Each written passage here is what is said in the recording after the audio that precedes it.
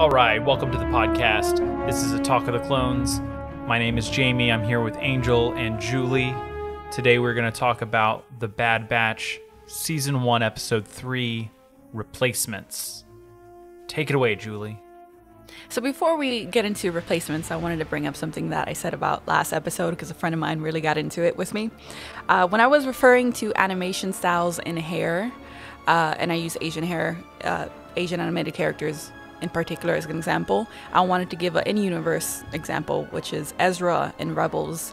At the beginning, when their animation was terrible, he had that blue-black hair, and then towards the end of Rebels, his hair was no longer blue-black, it was actually just black, to kind of show how, when a show starts and the animation is not that great, you can excuse a couple things, but like once the animation gets better, it's no longer excusable. And, when Clone Wars was first released in 2008, I was able to excuse the whitewashing between, the obvious, brown people enslaved to the Republic to die, and the animation was not that great, so not everything wasn't as dark. But then, like by season 5, we had Saw Gerrera, his guerrilla fighters. Mace Windu had appeared a few times, so at that point you can't excuse the whitewashing. So did you notice that they went ahead and fixed the episodes and now the characters are darker? I noticed that like this episode they seemed a little bit darker. Because they said they were going to do it. That they went back and fixed the 2 episodes, and now from now on, all the Bad Batch and all the regs, for the most part, are going to appear darker, as well as Saw Gerrera. And they were just, I thought it was noticeable compared to how it was before. No, I agree. I don't know if you picked that up, Angel. No, I definitely agree. They definitely look a lot, sorry about that. They do look a lot darker for sure. I definitely agree with that. It was a noticeable difference from the earlier episodes for sure. So that's actually pretty interesting, because I don't think that they actually made the rest of the I don't know if it's just because this episode was a very dark setting, but I don't think that it made the rest of it seem too dark, if that makes any sense. You know what I mean? Like the inside of the ship or anything. It didn't, because what you told me last time, I believe you mentioned that they were going to retouch the entire episodes because they couldn't really just single out the skin tone. That would be too sophisticated for the purposes of the animation, specifically this late in the game. So yeah, so I thought they were just gonna make entire episodes darker, but it turns out you could change the lighting on just the characters. Oh, well, I mean, you would think so. That's probably what they did. That's awesome then, because I thought that they actually ended up changing the color of the entire episode to, like, kind of dim it down a little bit. But no, it came out great. I think it looks really good, and I for one noticed the difference for sure. So starting off with this episode, Wrecker is no longer just beauty and not brains. He is beauty, he is strength, he's emotional depth, and he's now the only one that's able to, I guess, realize Omega's needs and kind of go along with it, or like adjust himself to it. Because at the beginning of the episode, he wasn't really aware, and when Hunter pointed out, hey, Omega doesn't even have her own room, don't steal her food. Afterwards, he was just like, when the ship was going down, she was freaking out. He was like, we're gonna be fine, after his own freak out. And then afterwards, he makes her a little room, and it's the cutest thing. It's adorable. Which brings us to this episode's pun, the Pad Batch, because Omega gets her own pad. Okay. All right. Is that acceptable? All right. I can dig it. Yeah, I'm not the ultimate judge, jury, and executioner here. All right, the audience will decide, but I think it's good. So replacements is a theme this episode, but at beginning I thought it was just about Crosshair replacing the new task force, which I still think it's Task Force 99, especially since when they redid the room, they kept the 99 numbers up. There's no confirmation yet, but I'm still convinced it's Task Force 99. But I think it's also the Bad Batch replacing Crosshair with Omega, and not just Crosshair replacing the Bad Batch. I thought it was just about the capacitor. Replacing the capacitor. That's as far as I read into it. Yeah. Sometimes it's just, We got to replace that capacitor. No, I man. did think of you. It's just, that's as far as I looked into it. I thought of you when I was seeing that scene about Omega going into the hole and like, I guess fighting off or befriending or coming to a agreement with the Ordo Moon Dragon, because it was a very Rey scene. If you could recall the last episode, it was super Rey. It had Rey all over it. I'm telling you, it's like they're trying to. There's nothing in this episode. Now, mind you, obviously, I want to touch on it specifically. I'm glad you brought it up because there's really nothing in this episode I feel that kind of hints to the Force sensitivity or anything like that with Omega. So I don't know if that angle has not really been, I guess, pushed on further.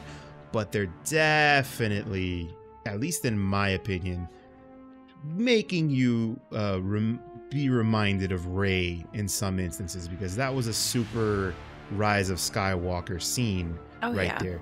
And it's a Disney thing altogether, you know what I'm saying? We even see it in across a bunch of other properties, you know, a child that interacts with nature and, you know, by not choosing violence comes out on top of it. You know, we see this in a lot of media and whatnot, but I do think that because the last major Star Wars movie we got was The Rise of Skywalker, and, you know, going through a cave, monster inside of it, doesn't end in bloody murder. You know, it at least to me, it definitely took me back to that scene in the movie. And I'm at this point, it's kind of hard for me not to see the subtle Rey references in Omega's character. Do you know what we're talking about, Jaime? Yeah, from the Rise of Skywalker, whenever she goes into the cave and heals the giant slug monster thing. And then all of a sudden the slug monster was like, yeah, we cool. Yeah, and I honestly, like, I had the exact same thought whenever I watched the episode.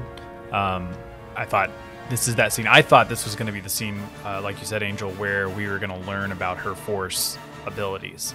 As soon as she climbed into the hole, I was like, oh, here we go. She's going to use the Force to like get her little capacitor back. So I was kind of bummed that they didn't go into that, and maybe our theory is wrong, but I'm still holding out hope that it's correct, because I think that would be pretty dope. Oh, Jamie of Little Faith, our theory is not wrong. I'm still convinced of it. That's a little Force sensitive clone we got there. I'm telling you. I'm still not convinced that she is. If I'm horribly wrong, I'll come to terms with it. But you know, yeah, she is. Oh, and excuse me, but it's not a slug monster, okay? It's a snake. A snake. Okay, a snake, just like Crosshair.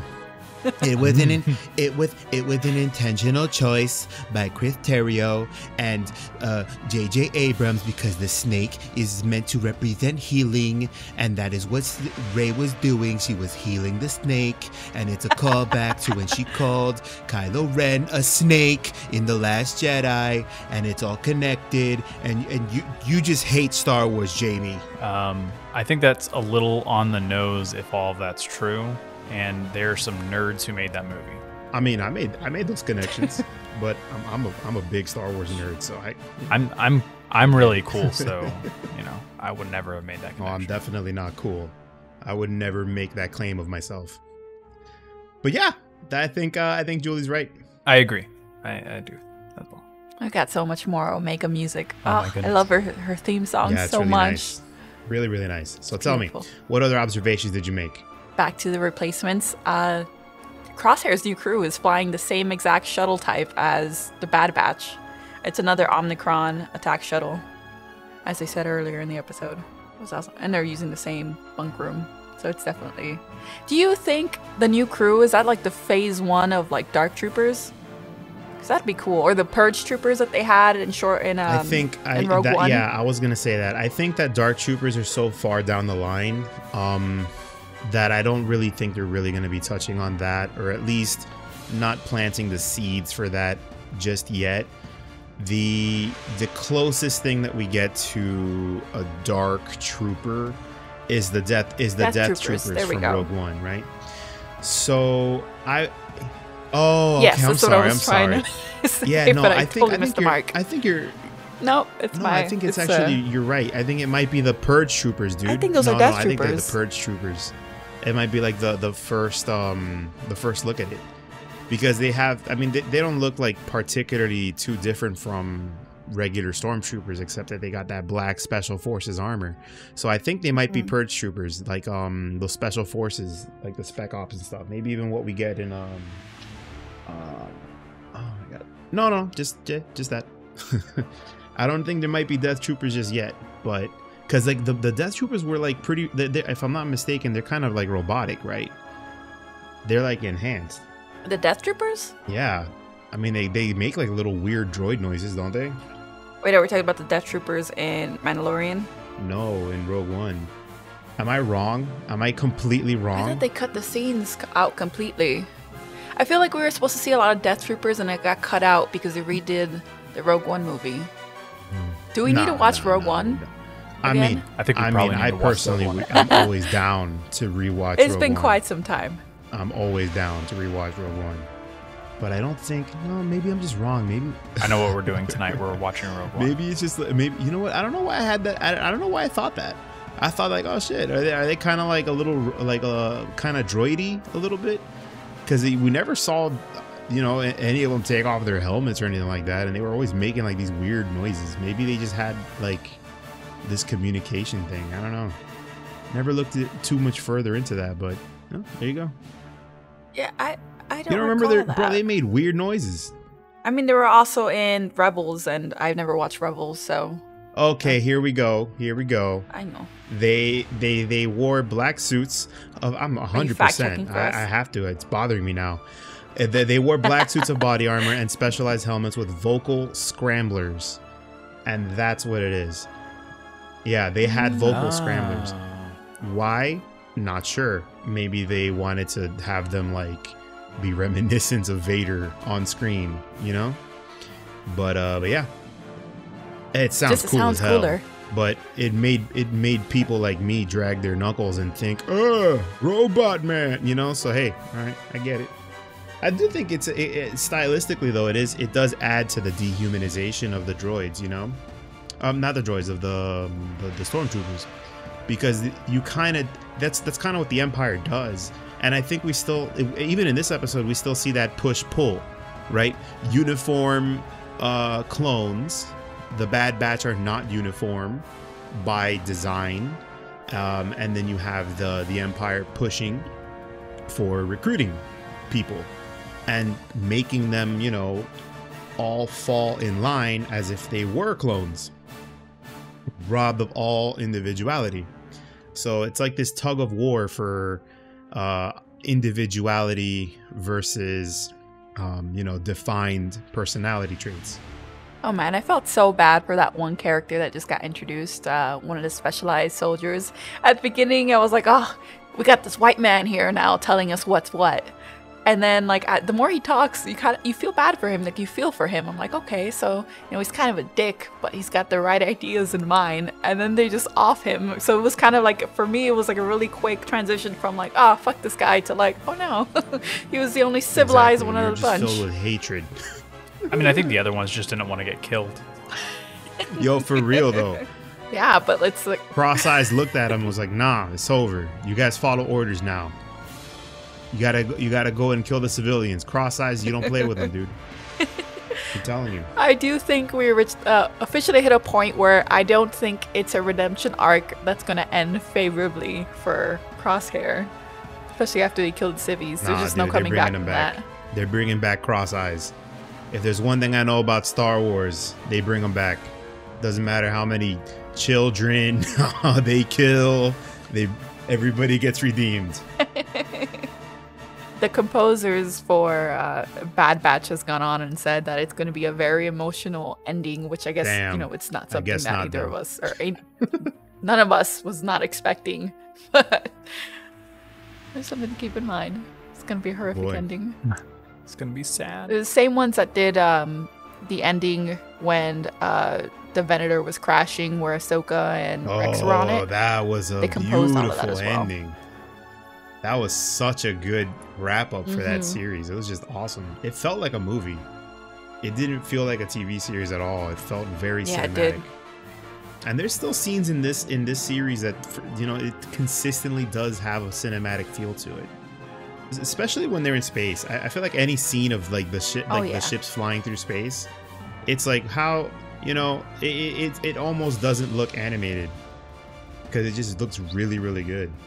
I definitely do think the animators that are working on this have perfected their craft in every way possible. I don't know if you noticed, but the what are those things called? The respirators that they were using on the moon, you could see their breathing. Yeah, I thought that was really cool. It was so awesome. It's like, where the hell were your helmets at? Why aren't you using your helmets? But at the same time, that's kind of cool. I guess so Omega wouldn't be the only one out without a helmet. Or I guess you lose a lot of expression when their characters are wearing a helmet. I think that it's intentional. Yeah, for sure. Because remember, it's like with the stormtrooper situation, right? The stormtroopers are like these, when they have these helmets on, you can't really tell who's who. It doesn't matter. They're just like this endless drone of a villain that they're up against. So, you know, we see rebels' faces. Rebels have their faces exposed for the most part, right? So it's like this push and pull between individuality and conformity that's forced upon you by a greater power, right? And I think moving forward we might see less and less of the Bad Batch actually wearing their helmets. I agree, and we also saw in the last episode Crosshair not wearing his helmet, and then in this episode with his whole crew, him and his whole crew were wearing their helmets the whole time they were on their mission. Until he took it off and he's sitting all like sad as fuck on like his little bunk bed. Oh. And then they cut to Omega and like the happy little family and her like hugging Lula in her pad. Yeah. It was such like a it's very poetic ending. This episode was very poetic. I loved it so much. That was a really strong cut too. Like usually in a lot of these Star Wars shows, they do their little wipes, and I know people love that, and they have all these like their transitions are not the strongest, but they are reminiscent usually of the original Star Wars trilogy, and that's why they do them. But like that cut hit me really hard just because it was such a well placed. Yeah, it was jarring. Cut, yeah. It's a really strong juxtaposition there. I thought it was good. It was really good. I think the episodes really to just riff a little bit on the replacements theme. I think that it definitely paralleled each other. So you mentioned how the ships are they like the same model, same kind of class? Because are if I'm not mistaken, they're the same model. I could be wrong, but I'm pretty sure they're the same. Like I saw it. It's a quick scene where he's like flying through the air, or I guess the group is flying in that ship, and I was like, "There's no fucking way it's not the same thing. It has to be." Okay. Well, it's definitely showing us a parallel. It's a parallel situation for what we're seeing. We're seeing the Bad Batch slowly but surely doubling down on, you know, their sense of individuality, how they're different.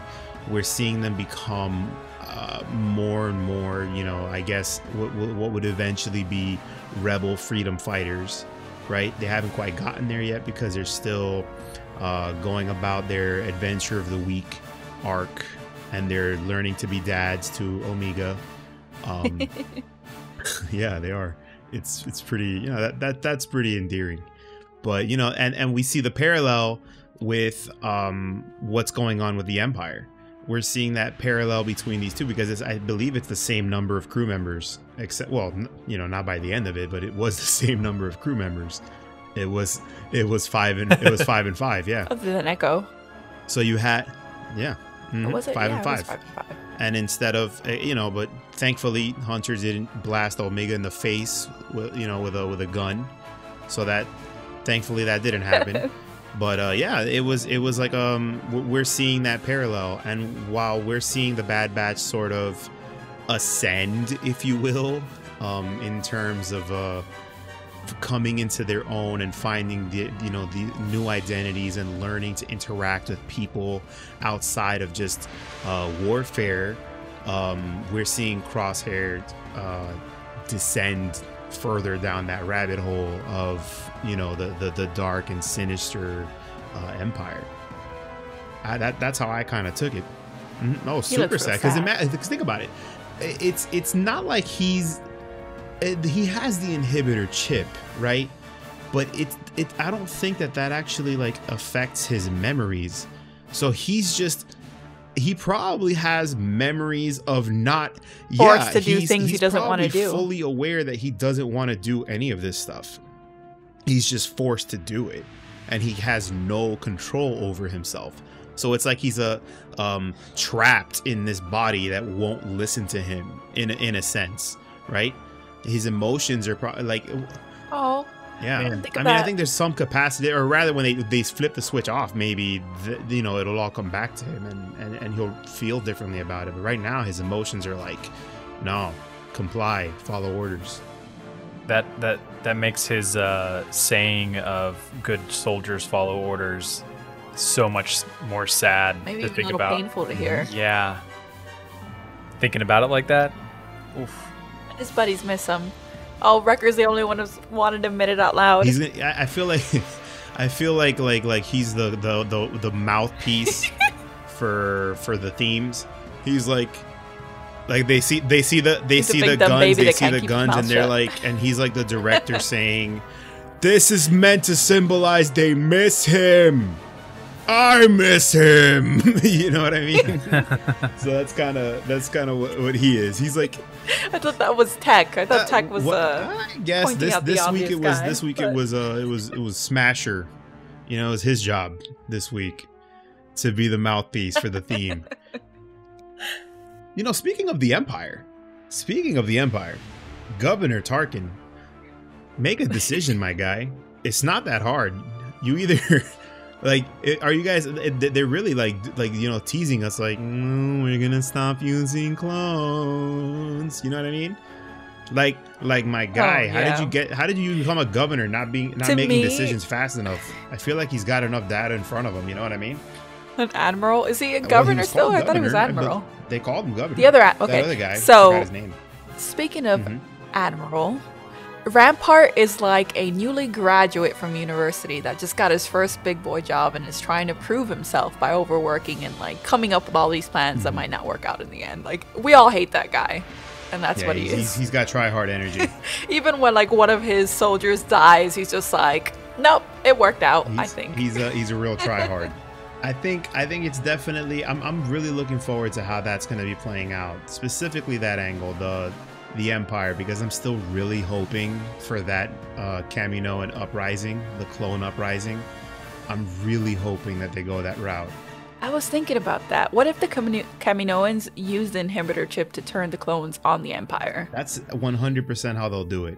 I'm convinced. I think you're dead on Yeah. about that for sure. And that's how we kind of like eliminate the clones from canon at that point. Yep, exactly. And that's also how they would I just had a realization. What if they do that and as a result force Cross Eyes to turn on the Empire redemption arc? Boom. That's it. It's canon. I spoiled the season You for heard you it here guys. first. I'm sorry. He's gonna die anyway because they're probably gonna kill them all off. But that's how I think is gonna happen now. I'm convinced. Oh my goodness. They're gonna I kill him came off up and with he's that gonna come back in all a by new myself. series with like robotic parts. Yeah, for sure, dude. That's what they're gonna do. Everybody comes back. No one's ever really gone. Oh, Luke. And that's maybe Cross Eyes is the one that ends up killing Rampart, and that's why you don't get Rampart anywhere else. That'd be some shit. maybe. I like that. I'm well. You know, they could still use Rampart in something else, but I personally I don't like his face, so I'm totally fine with him getting murdered. Or in his this season. voice. Well, you know whose voice is kind of bothered me? The crew, the Cross Eyes' crew. They're like It's only because it's one guy. man. It was like no, his Yeah. not the The individual. voice actors for all the clones is the same guy. Yes. No, right. Him, yeah. No, I mean Cross Eyes' crew. Oh, The new Imperials. crew. Okay. Yeah, those guys. They sounded like they just like got people at Walmart to just record this. Like, hey, just the most average, regular people It's that only don't two of have them that any speak, involvement. though. Yeah, they spoke and they're just like, this is my motivation as a character, and I Oh, yeah. don't like the Republic. You know what I'm saying? The white I don't- character, the they white kind of guy. felt a little robotic. I don't think that's intentional Yeah. on their Like, behalf. maybe I that's think why I it's- instantly hated him as soon as he opened his mouth. Yeah, he sounded super generic. I'm like, man, put some like sauce on it, dude. What are you doing? You're speaking for Star Wars here. What's going on? Voice roll, baby. No Come on. spices on that one. Nope. Well, hey, that means something else in Star Wars. We gotta Got to be careful with that. Oh, well, I You're mean, just throwing out spice makes accusations. everything What? better. Suddenly, no. He's in the Empire. He does not consume any of that. He's an upstanding citizen. Are spices drugs in the Star Wars universe? Yes. Boom. I had no idea. Sudden realization. Yeah, dude. That's what a spice runner is. It's like they're cocaine. I legit just always thought it was like It may. Well, this is don't feel too embarrassing, bad. but I just Well, always don't feel too bad though. I just get assumed it. their food needed a lot of spices because like they have so many different types of Species, and they all need space food, and they're like, we gotta have our salt. The white guy Aw. only wants salt. Like Jaime. Well, hey, okay, but listen. To be fair, a lot of conflicts happened over spices in human history. They were very valuable, specifically salt. Salt was not always readily accessible. Before we learned how to, take it out of the ocean, salt was See? definitely a very, very valuable. So He's like wagging his finger at me.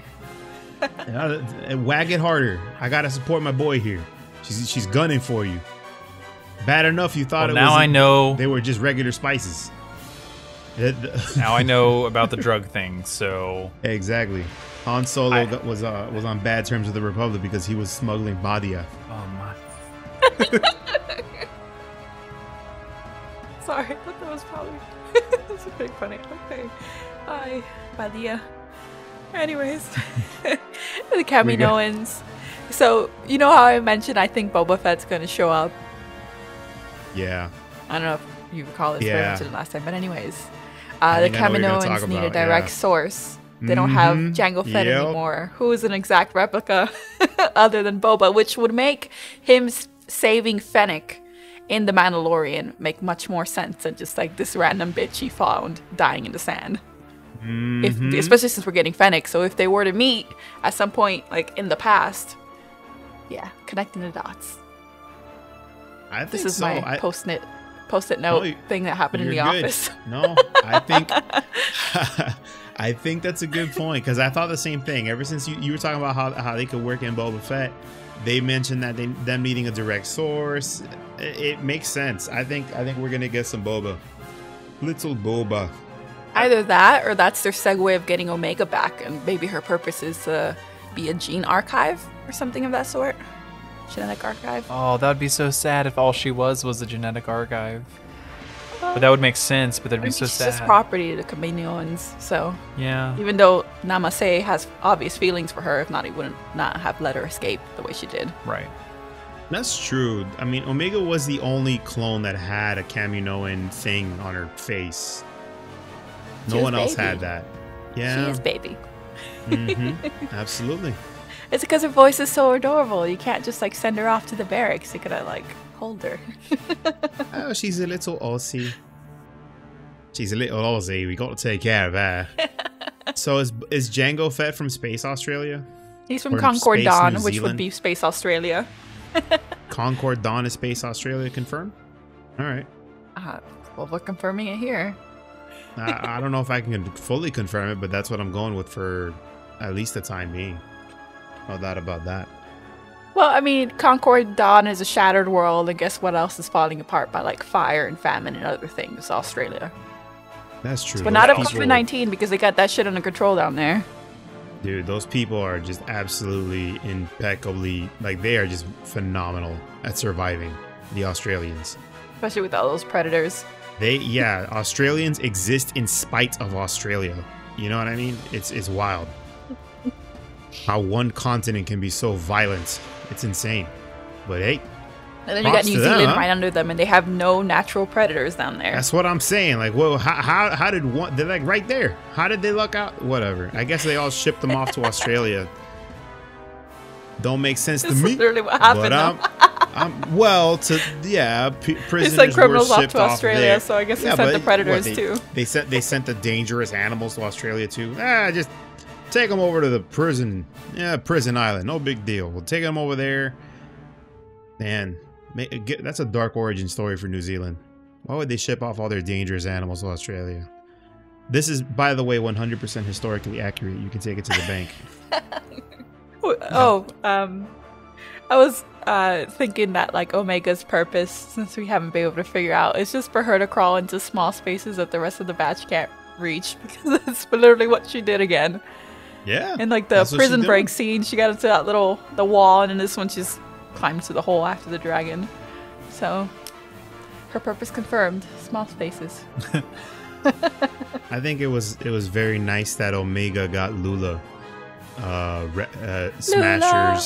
Smasher's little doll. Oh, it's so I'm gonna be so upset if Disney does not release a Lula doll. Dude, because I want one so badly. Oh, of course they are. They're gonna release so many. I want one more Lula than I want dolls. any Grogu. They're gonna release so many. You take that back, but they're gonna release so many of them. It's how it is. It's just one of those things about Star Wars. You it's just all know in the they're ears. gonna drop it. Ugh. And you know, people complain about Star Wars merchandising too much, but it's not like I don't see something in Star Wars and immediately want to buy something. Like, oh yes, I want that thing. How do I buy that thing? You just immediately Google it. Even if you don't actually buy it, you still Google it to check if they make the product of it. You know, it's just a thing. Predictions for next episode. I have one or two. I don't know about you. Let's hear yours first. Yeah, let's hear yours. Oh, well, I'm gonna barrel on right ahead. The ship needs repairs, so this is that scene where they're talking to the Trandoshan woman that's like, well, if you want work, I got some work for you. So that's how they take on the bounty hunting for funds to repair the ship. And then while on one of their missions, they're going to meet Fennec Shand. And that is where I think this is going. Not big predictions, but logical ones, right? Yeah, I think that's a good place to move to the next episode. Yeah, for sure. I kind of blew it early thinking that Fennec Shand was going to pop up in this one. And Omega's going to crawl into an air duct. Probably. Or she's just going to like, you know, it's moments like that make you remember. Yeah, this is for the kiddos for sure. They always give them the lion's share of it. Omega's the one that gets the capacitor back. You know, she's the one that goes into the cave. Even though logically, why would you bring the little girl out there to the world with these vicious animals that are going to murder her without armor? She wanted to be there. That's why. And that's because exactly. The Bad Batch can't say no to her. They can't say no to her, but I also think it's because they haven't quite fully, you know, gone full dad mode just yet. They're still putting the kid in danger. They're dangling Omega off a balcony like Michael Jackson. You know what I'm saying? It's kind of like that. They're like, oh, whoops. All right, let's not do that again. You know what I'm saying? That's kind of how it is right now. But you know, she's gonna be our little hero. I'm looking forward to seeing how Omega progresses for sure. Her force powers manifest. I'm waiting for the moment. They're gonna manifest probably with her having to defend someone.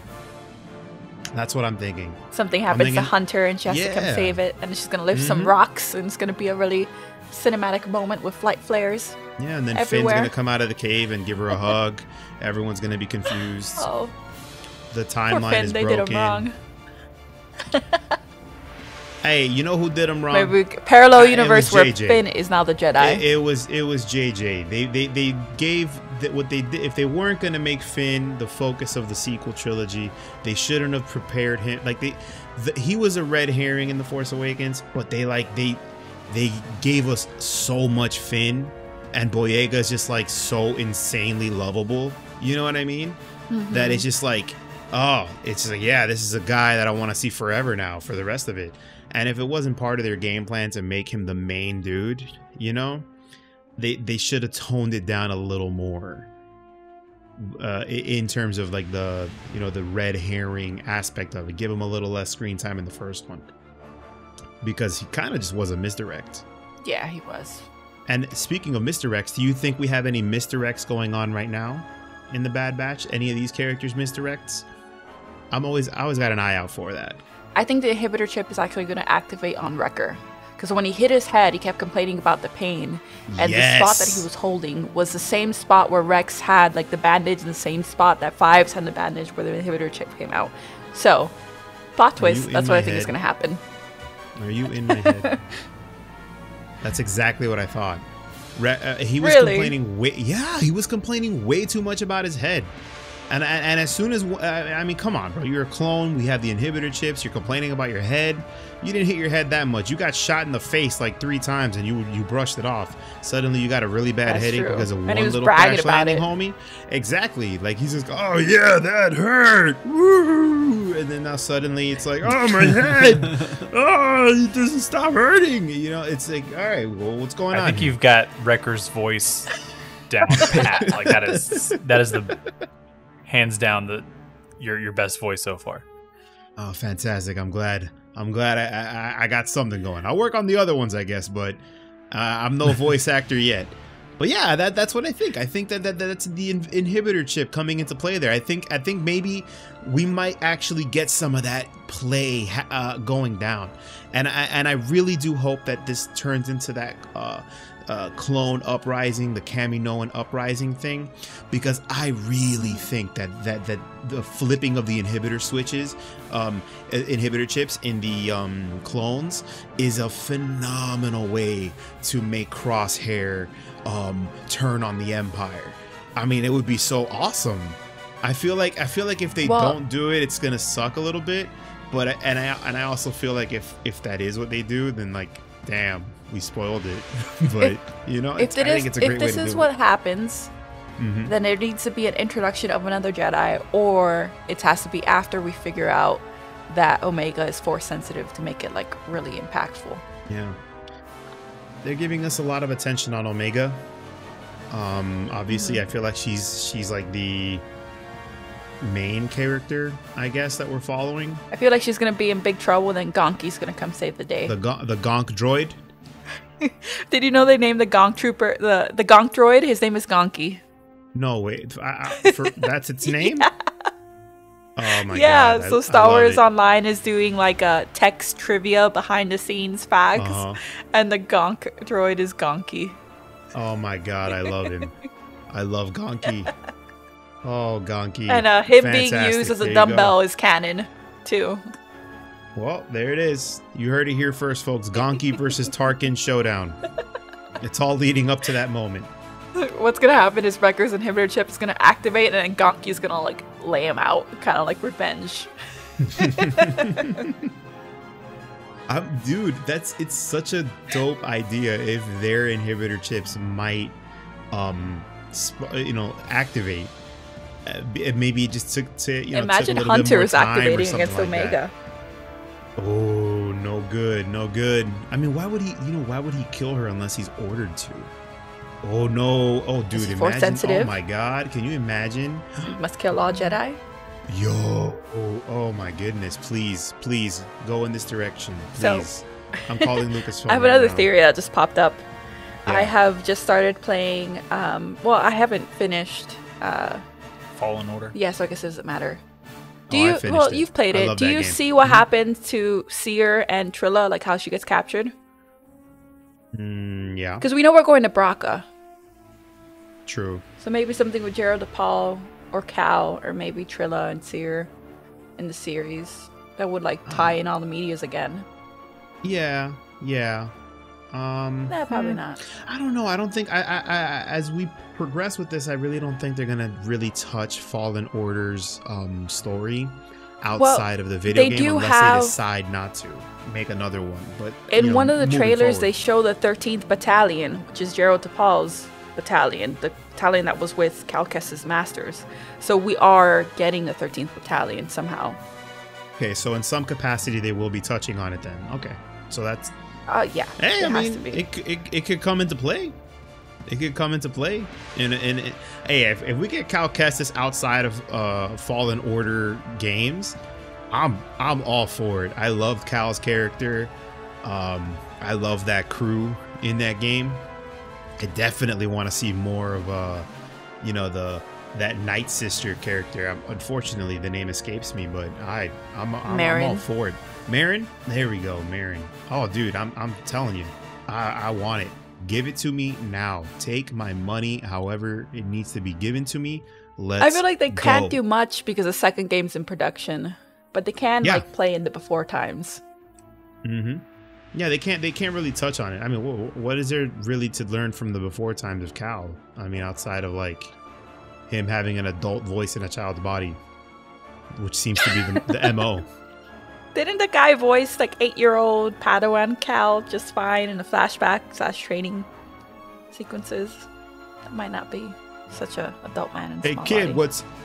what's your name? Cal Kestis. You know Caleb? Caleb stole my toy. Ay, Dios mío. Oh man. So, Jamie, got any thoughts moving forward? No, I mean, I think we've covered a lot of the stuff that I had. It was a little fillery this episode. It was, but it was like I think it did a good job of again like solidifying Wrecker as like somebody who's gonna care a lot more about it. Like I thought it focused in on him starting to be more of a dad, like part of the dad batch, you know. True. You know, I still think we need a little bit more from.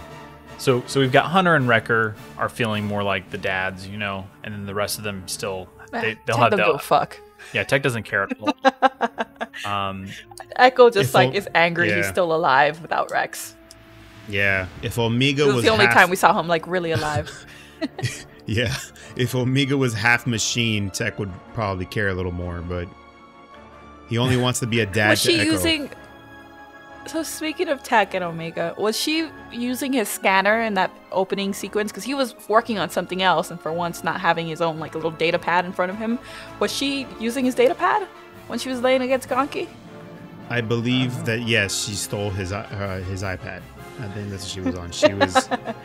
She was playing playing Candy Roblox on the Crush. side there. So he had no choice but to work on his like side craft. Yeah, exactly. That's what you know. She's which you know what? It's one of those little things for anybody who's a little older, that may be listening into this podcast. What an interesting and yet super intuitive way to relate kids to Omega that much more. The fact that they love tablets, they love playing on tablets, and just being like thrown on the couch or on the bed or something, just vibing, playing on their tablets. And then we have a literal visual of Omega doing just that, even though obviously she was leaning on a giant metal, Gonk Droid, but probably not as comfortable. But you know, it's a nice touch. It's a nice touch. I think that's. I feel like really kids are comfortable everywhere. That's true. That's true. Like they're squishy. They do get comfy. She would have been fine. Yeah, she looked like she was just chilling. She was just vibing there. But I think they're doing a good job. I think they're doing a great job with Omega. Omega is like super kid. You know what I'm saying? She doesn't feel too unrealistic. She doesn't feel like one of those kids that's just insanely wise and way more knowledgeable than they should be at that age. I think Omega is just very much a kid. The average kid, in a great way. Yeah. Mm-hmm.